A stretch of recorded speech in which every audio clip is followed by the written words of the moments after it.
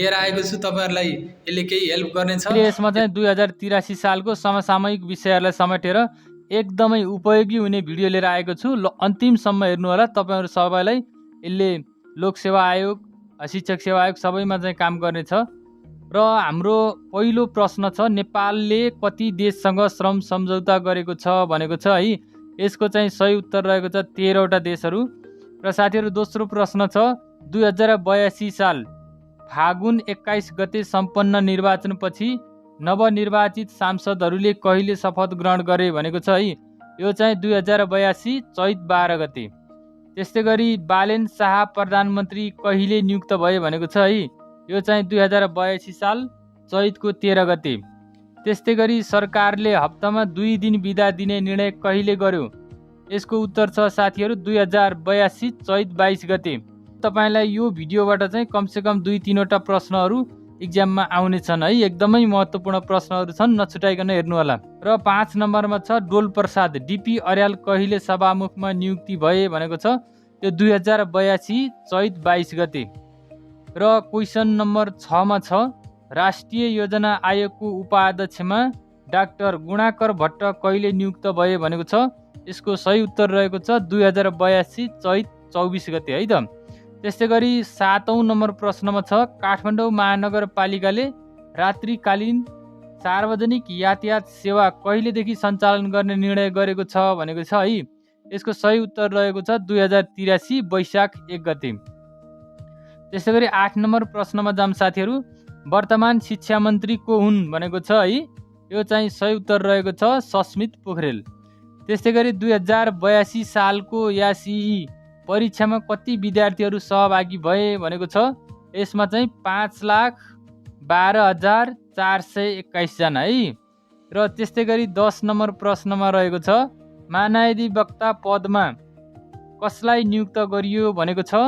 यसको उत्तर रहेको छ डाक्टर नारायण दत्त कणेल। त्यस्तै गरी 11 नम्बर प्रश्नमा छ, नासाको चन्द्रमा परिक्रमा गर्ने मिसनको नाम के हो भनेको छ।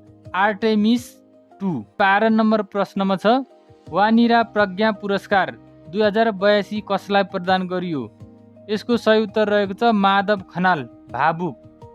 अब हामी जाउँ साथीहरु 13 नम्बर प्रश्नमा, परशु कल्पना स्रष्टा सम्मान 2082 कसलाई प्रदान गरियो। यसको सही उत्तर रहेको छ किरण खरेल।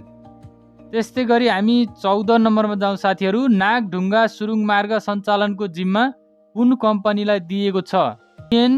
NARTJV। यो चाहिँ चिनिया कम्पनी रहेको छ। त्यस्तै गरी हामी 15औं प्रश्नमा पुगेका छौँ, नेपालमा कृषि तथा पशु बीमा कहिलेदेखि सुरु भयो। उत्तर रहेको छ 2069 माघमा है त।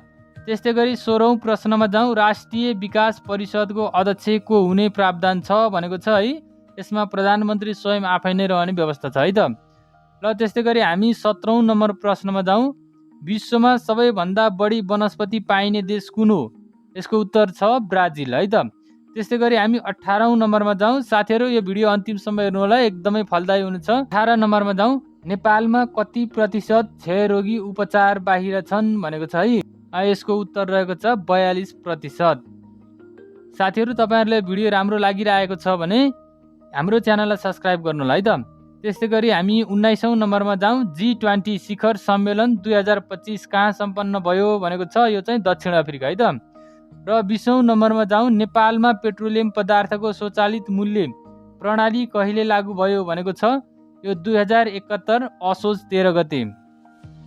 अब हामी जाउँ 21 नम्बरमा, अर्जेन्टिना कहिले WHO बाट बाहिरियो भनेको छ। यो 17 मार्च 2026 है त साथीहरु। अब 22औं नम्बर प्रश्नमा छ, अस्कार 2026 मा उत्कृष्ट चलचित्र कुन बन्यो भनेको छ। यसको उत्तर छ साथीहरु वन ब्याटल आफ्टर अनदर छ है त। र त्यस्तै गरी हामी जाउँ 23औं नम्बरमा, विश्व पानी दिवस कहिले मनाइन्छ। मार्च 22 मा। त्यस्तै गरी 24 मा जाउँ, विश्व क्षयरोग दिवस कहिले मनाइन्छ भनेको छ। यो पनि मार्च 24 मा। त्यस्तै गरी हामी 25औं नम्बरमा जाउँ, नेपाल टेलिकमले रोबोट सेवा कहिले सुरु गर्यो भनेको छ। यो चाहिँ 2081 मङ्सिरमा है त साथीहरु।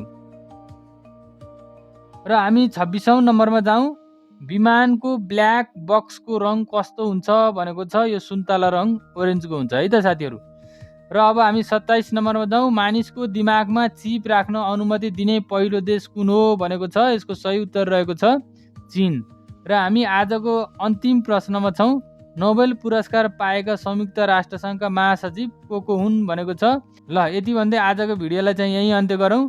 तपाईँहरूलाई भिडियो मन पर्यो र यसले चाहिँ केही जानकारी मिल्यो भने हाम्रो च्यानललाई सब्सक्राइब गर्नुहोला। हामी यस्तै भिडियोहरू फेरि पनि ल्याउनेछौँ।